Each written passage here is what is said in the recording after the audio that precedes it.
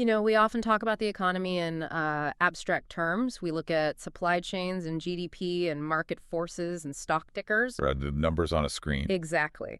But today I want to look at an economy that is so physical and so visceral that you can literally smell it from 3 miles away. Because it is an economy built entirely on what everyone else has decided is worthless. Yeah. We are diving into a stack of materials centered around a place called Behala. And for those of you listening who haven't spent time in the source material yet, specifically the documentation around Andy Mulligan's trash, you need to understand Behala isn't just a location. It is a real challenge to your imagination. It really is. I mean, it defies the standard definition of what a city is. Because when I say city, you think buildings, right? Roads and infrastructure and zoning laws. But Behala is essentially a geological formation made of garbage. That's probably the most accurate way to put it. It's a dump site, yes. Yeah. But the scale is what gets missed in a quick summary. Mm-hmm. We're talking about mountains here. Mountains of trash. Yeah, locals actually call them the Himalayas, and they stretch from the shipping docks all the way back to the marshes. It's this steaming, shifting, living landscape of refuse. And living inside that landscape, you know, not near it, but inside it are people. Thousands of them. So our mission for this deep dive today is to unpack the story of 3 of those people, Raphael, Gardo, and a boy called Rat. Right. But more than just going through the plot, we are going to dissect the sociology of this place. We want to look at how a simple bag found in the trash becomes basically a geopolitical hand grenade. And to really understand that, we first need to talk about the stoop. Oh, we are definitely going to talk about the stoop. But let's start with the atmosphere first. I was reading the descriptions of Behala, and the first thing that hits you isn't actually the site of it, it's the humidity. Right, because it's a tropical setting, so you have that baseline heat already, but then you add the fermentation. Yeah, the trash generates heat as it decomposes. Precisely. So you have this mist. It's not just fog, it's steam rising off the piles as the organic matter breaks down. The sources describe it as this constant gray, suspended funk. And walking through all of that is Raphael Fernandez. Let's profile him for a second, because the term trash boy sounds, well, it sounds derogatory, like a slur almost. It does sound harsh. Right, but when you read how Raphael operates, that is not the vibe you get at all. Not at all. Trash boy or dumpsite boy is a job title. It's a caste. Raphael is 14 years old, but he has been working those piles since he was 3. 3 years old. That detail just stops me in my tracks every single time. I mean, think about the neuroplasticity of 3-year-old. He hasn't learned to read, he hasn't learned to write, but he's out there learning to distinguish between high-grade plastic and low-grade rubber just by touch. He's learning the topography of garbage before he even learns the alphabet. And that's what fascinated me. He describes his work with this bizarre professionalism. He says, you know, people say to me, I guess you just never know what you'll find. They expect it to be this fun treasure hunt. And his response to that is just heartbreakingly practical. He says, friend of him, I think I know what I find. He finds the exact same thing every day. He finds the reality of human existence. And this brings us right back to stoop. Okay, let's define it for the listener. And if you are eating lunch right now, you might want to put the sandwich down. Yeah, fair warning. Stoop is the local slang for human excrement. Blunt and to the point. It has to be. In the city proper, you know, the rich city that surrounds Behala, many people don't have plumbing. They don't have toilets. So the common practice is use a piece of paper, wrap the waste, and just throw it in the trash. Which then gets trucked straight to Behala. Correct. So when Raphael is digging, and remember, he is digging with his bare hands or maybe a metal hook, he is constantly navigating through this. He says stoop is the one word that really defines his working life. It sets the stakes immediately for the reader. This isn't some sanitized version of poverty. It's not Oliver Twist singing for gruel. It is a biological hazard as a daily reality. And yet he has to keep digging. Because if he doesn't sift through the stoop, he doesn't find the plastic. And if he doesn't find the plastic, he doesn't eat. It creates this kind of psychological callus. You just have to shut off a part of your brain to function. That's the core equation, right? Stoop versus survival. But, and here is the real pivot point of our deep dive, who is Raphael's life operates on a lottery system. Yes. Most days are just brutal grind, but every once in a while, you get the unlucky lucky day. I love that phrasing so much. Unlucky lucky. It perfectly captures the duality of the find. So walk us through the anatomy of this specific Thursday. Well, it starts with location. Raphael and his best friend Gardo aren't working the safe piles that day. They're working right up near the crane belts. And why is that significant? Speed and danger. The belts are where the trucks dump the fresh loads. The trash gets pushed onto these conveyor belts to be moved further up the mountain. If you are working there, you are getting the trash first before it's been picked over by the hundreds of other people down the line. But you're also standing under a literal rain of garbage. And heavy machinery. It's loud, it's chaotic. But Raphael sees it. A special. A special. That's their term for a bag from a rich district that hasn't split open yet, right? Exactly. A sealed bag is essentially a loot box. Usually it's a disappointment. Maybe a cigarette carton, some half-eaten food.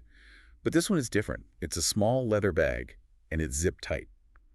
And it's covered in coffee grounds. That specific detail really stuck with me, the coffee grounds. Why is that important? It's a sensory detail that tells you two things right away. One, it came from a household wealthy enough to drink brewed coffee, not just cheap instant stuff. And two, it makes the bag slippery and messy to handle. It's camouflaged by the waste of the wealthy. So Raphael grabs it. He doesn't open it right there on the belt, does he? Oh no, that is rule number 1. You do not flash a find on the belts. You tuck it away immediately. He waits until he is alone with Gardo to unzip it. Let's inventory this find, because in a story like this, every object is a breadcrumb for you to follow. First, you have the immediate gratification. A wallet. And it is fat. How fat are we talking? 1,100 pesos. Okay, we need to anchor that number for you, because to a listener in New York or London, 1,100 pesos is what, 20 bucks maybe? Roughly, yes. But in the Behala economy, you have to look at purchasing power. A roasted chicken, which is considered a luxury feast for an entire family, costs about 180 pesos. So that's 6 chickens. Right. Or you look at their daily wages. A good day of breaking your back from dawn to dusk earns you maybe 200 pesos. A bad day, 50. So finding 1,100 pesos is basically like stumbling upon a month's rent just lying in the dirt. Exactly. It's an absolute fortune to them. Raphael and Gardo are ecstatic. They're literally dancing on the trash pile. They think they've run the lottery. But the money is actually the trap. The money is the distraction. Because deeper inside that bag, there are 3 other items. There's a folded map of the city. There's a key with a yellow plastic tag numbered 101. And there is an ID card. The face of the ghost. José Angelico, 33 years old, houseboy, unmarried. Raphael looks at the photo and he notes something really interesting. He says the man has frightened eyes. The kind of eyes people get when a camera flashes unexpectedly or when they are scared of whoever's holding the camera. And tucked right in with the ID are photos of a little girl, a serious-looking girl in a school dress. This is the moment where Raphael really shows his humanity. He's holding a month's wages in one hand, but he stops everything to look at the face of the man who lost it. He feels this genuine pang of sadness. He realizes this isn't just a rich man's throwaway. A houseboy is working class. This loss is a tragedy for someone, but the survival instinct kicks right back in. He keeps the bag. He slips the map and the key down his shorts. And that decision, the decision to keep the non-monetary items, is what turns this from a simple slice-of-life drama into a full-blown geopolitical thriller. It absolutely is, because if he had just taken the cash and thrown the rest back, the story ends right there. The police never find him, but he kept the key.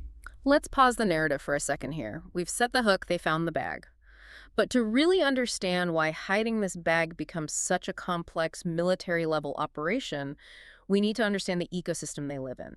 Let's do a deep dive into the ecology of the dump. It's a fascinating ecosystem because as chaotic as a landfill looks on the surface, Behala is actually a highly structured free market. It's not just random scavenging, then. Not at all. It is strictly stratified by material value. You have the pickers like Raphael and Gardo, who are generalists, but they know exactly what the market demands on any given day. And what's the gold standard for them? White plastic. Why weight specifically? Chemical purity. White or clear plastic can be dyed any color when it goes to the recycling plant. It's versatile. If you have colored plastic like blue or red or green, it's heavily limited. You can only recycle it into darker colors.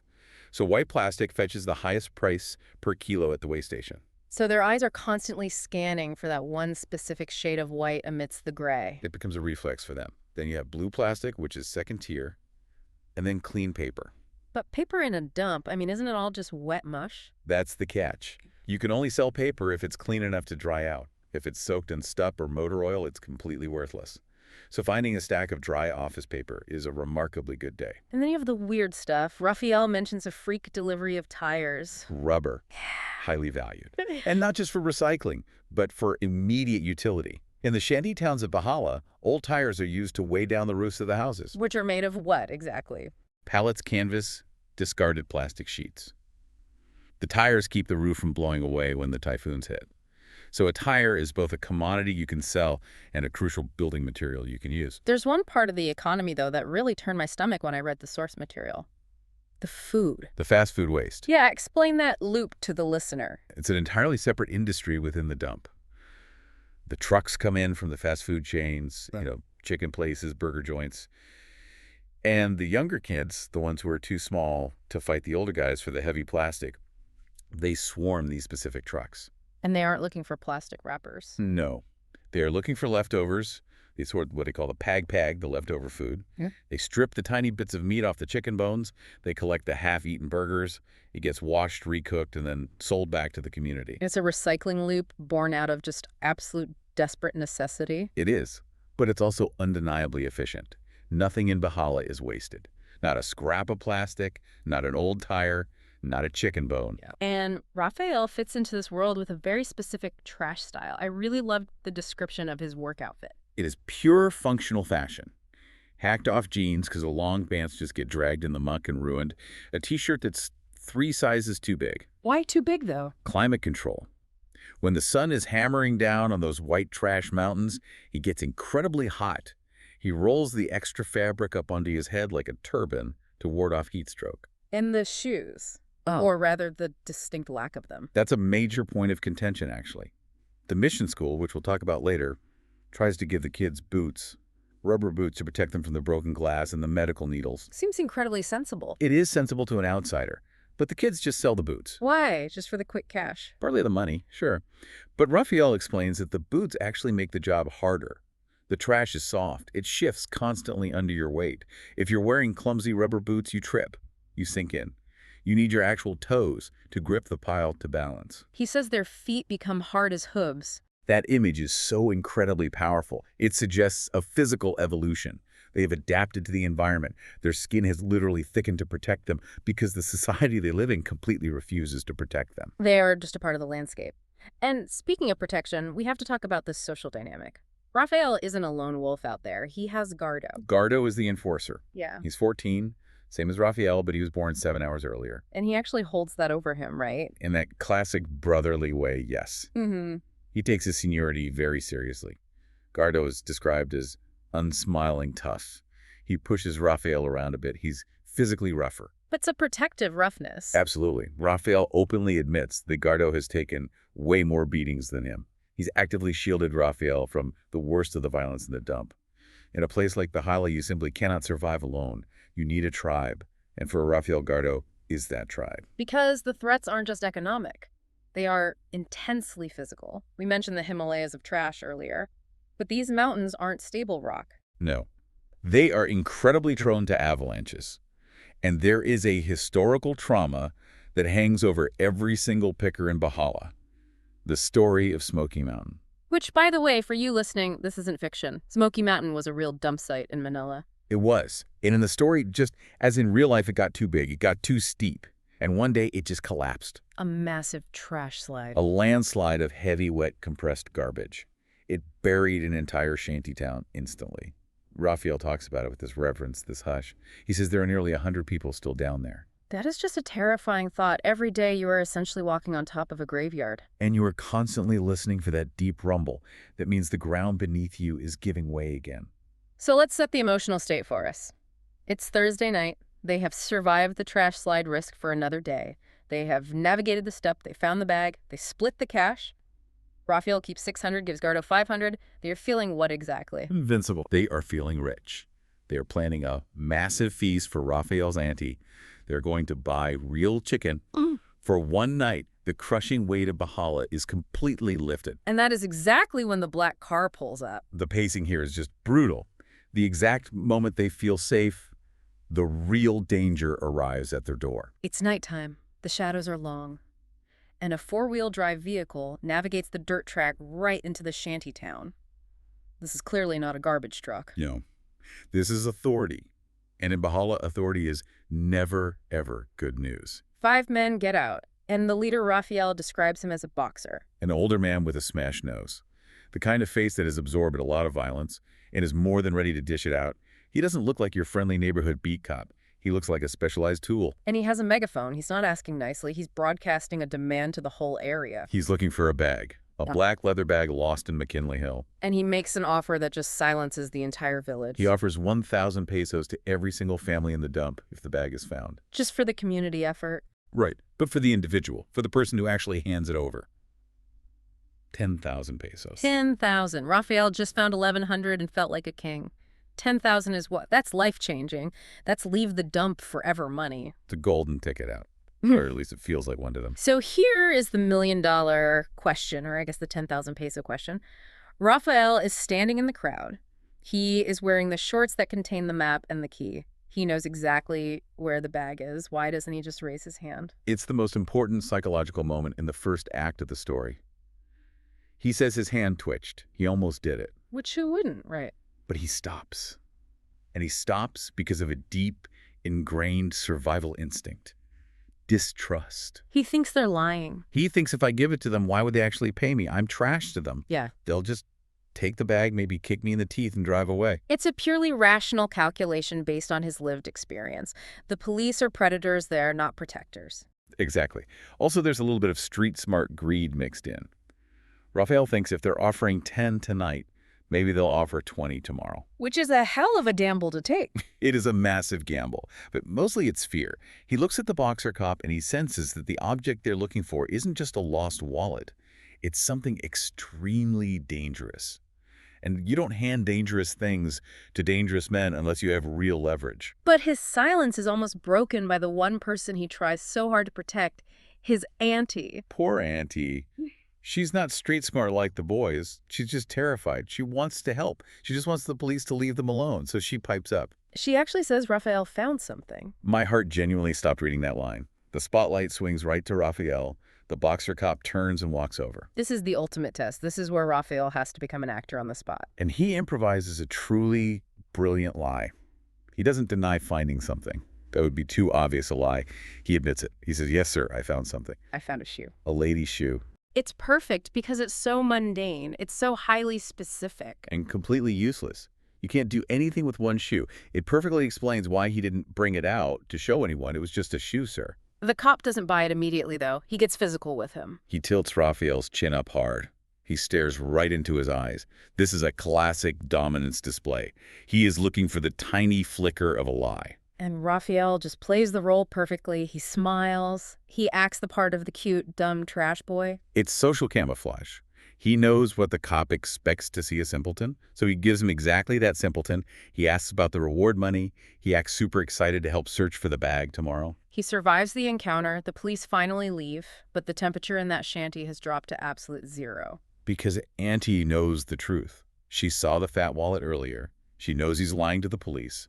And now she is terrified because she understands the brutality of the state way better than the boys do. She warns him directly. They break his legs and put him on the tracks. Put him on the tracks. That's a specific, terrifying threat we'll come back to later. But for now, the boys have a massive, immediate problem. They have the treasure, but their house is no longer safe. The police have Raphael's name and his address. They need a safe deposit box, but obviously banks don't take trash boys. So they need a consultant, someone who lives completely off the grid, even by the standards of Behala. Enter Rat. I found Rat to be the most tragic character so far, and simultaneously the most resourceful. His real name is Jun, but everyone calls him Rat. And sadly, the name fits perfectly. He is an outcast among outcasts. Describe him for us. He's small, emaciated. Raphael describes his arms like pencils. He has broken teeth and this constant twitchy, nervous energy. He looks a bit like a spider or a small monkey. And his living situation, well, it's basically a horror show. He doesn't have a family at all. He doesn't even have a shanty. He lives underneath a disused belt machine. It's a literal hole in the ground protected by rusting metal. And he shares it with the actual rats. These animals. Yes.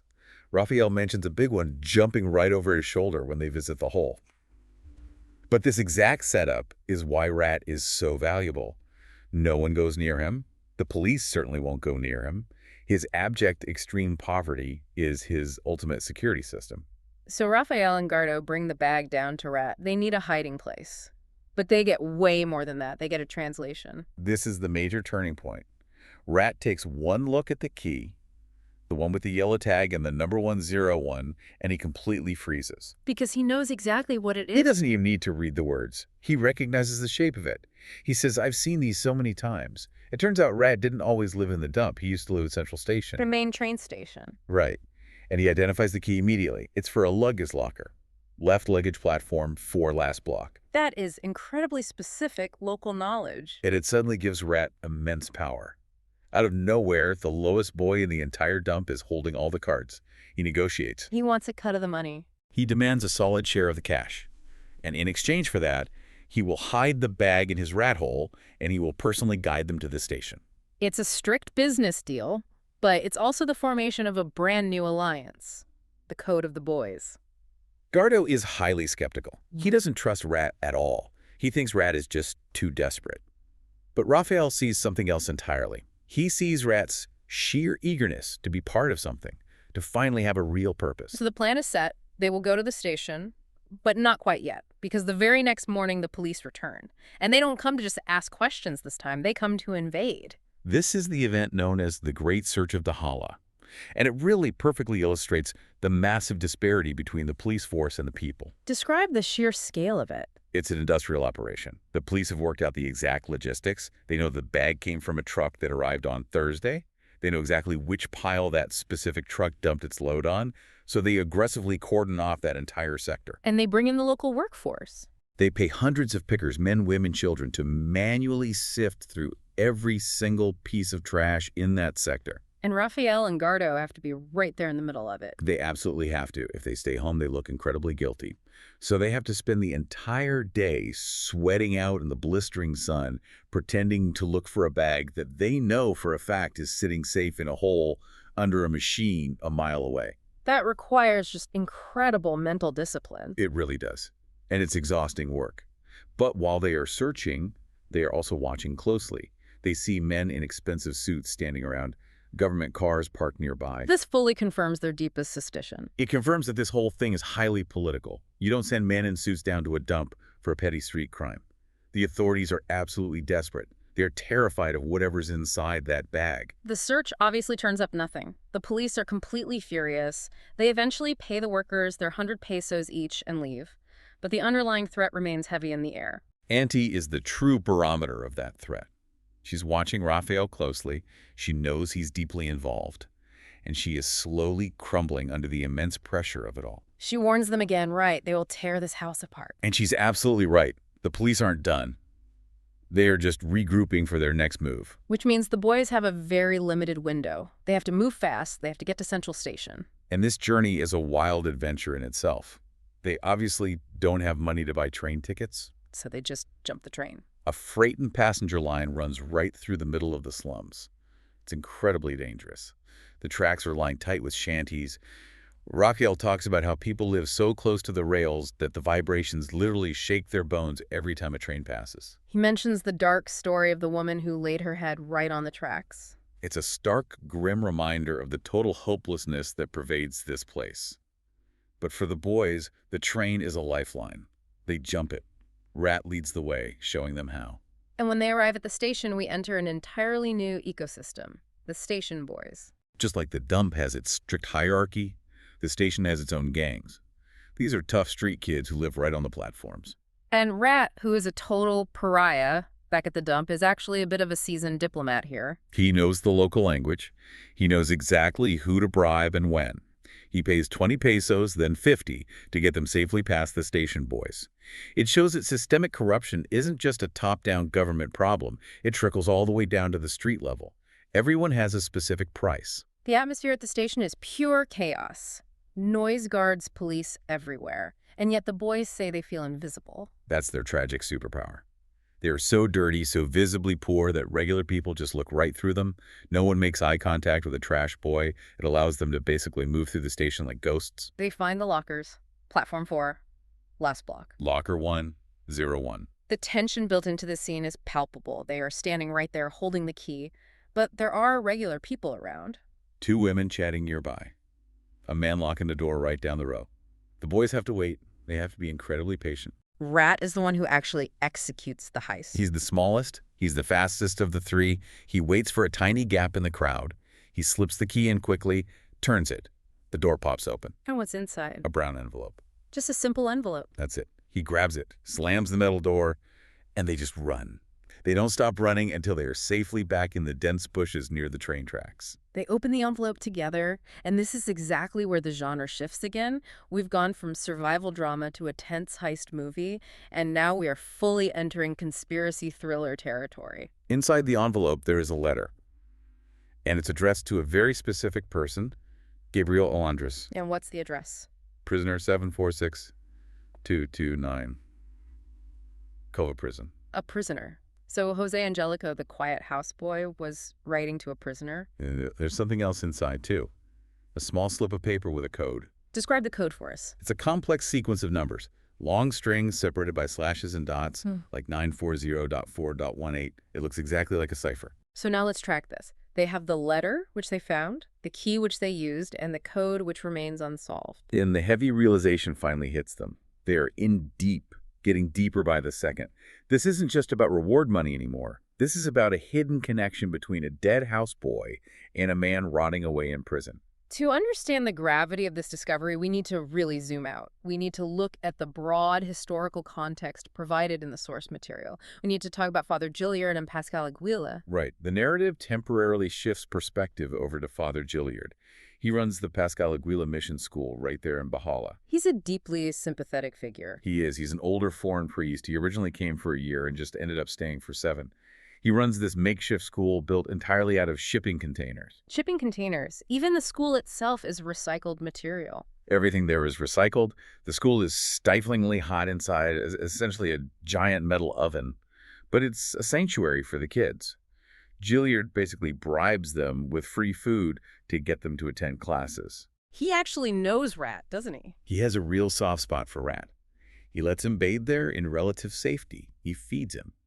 But he openly admits that Raphael and Gardo rarely ever show up. They are full-time trash boys to him. But the name of the school itself, Pascal Aguilera, is the massive key to the wider political context here. Pascal Aguilera is a legendary, almost mythical figure in this country. He was a brilliant lawyer, a true freedom fighter. What was his main crusade? He relentlessly fought for the poor. He sued massive construction companies that cut corners on worker safety. He forced major hospitals to treat indigent patients who couldn't pay.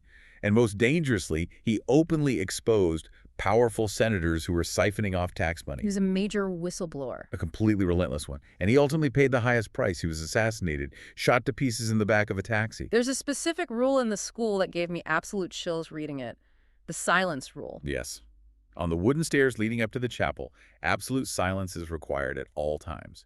It's a living memorial to Pascal Aguilera. And why does this historical figure matter so much to the boys right now? Because the dark mystery they have stumbled into is almost certainly connected to the exact same deep-rooted corruption that Aguilera fought against. They don't fully know it yet, but they are essentially picking up his dropped torch. José Angelico, the houseboy, was likely involved in the exact same resistance movement. The boys quickly realize they can't solve this complex puzzle alone. They need modern tools. They need access to information, so they go to Father Juilliard. They need to use his computer. This particular scene really highlights the massive digital divide. These kids have never even used a computer before. Rat has to politely ask permission. He uses the highly respectful term, Sir Po. Meanwhile, Gardo is watching the door like an absolute hawk. They are using the school's internet connection to run a search for Gabriel Alondras. They are desperately trying to bridge the massive gap between their raw street knowledge and the global information age. And that act is incredibly dangerous. Because the second you type a sensitive name into a search engine, you leave a digital footprint. But they have to take the risk. They fundamentally need to know who this prisoner really is. We're reaching the end of this deep dive today, but the stakes for these kids have never been higher. Let's do a quick recap of where we stand. They have the secret letter. They have the cryptic code. The corrupt police know Raphael's name and are closely watching the dump.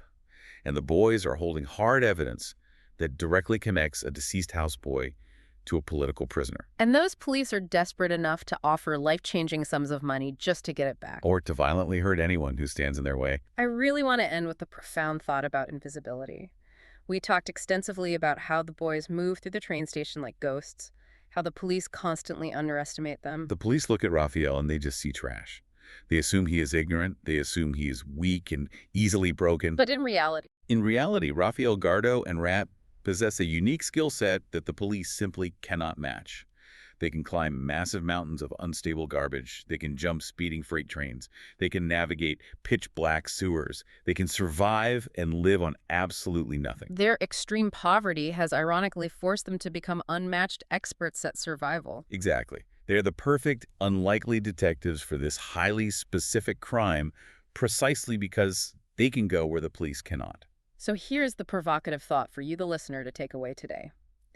If you were in Raphael's exact position, living in a tiny shack made of broken pallets, surrounded by stuff, slowly starving, and you found a bag that contained a golden ticket out, a bag full of money, but you sensed deep down it came with a massive moral price, would you have the incredible courage to keep looking? Or would you just throw the ID back in the trash pile and keep the cash to save yourself? It's so easy sitting here to say we'd be the heroes, but when you're truly hungry, When you're hungry, 10,000 pesos isn't just paper money, it's life itself. Raphael kept the bag. He kept looking. And that courage is exactly why we are telling his story today.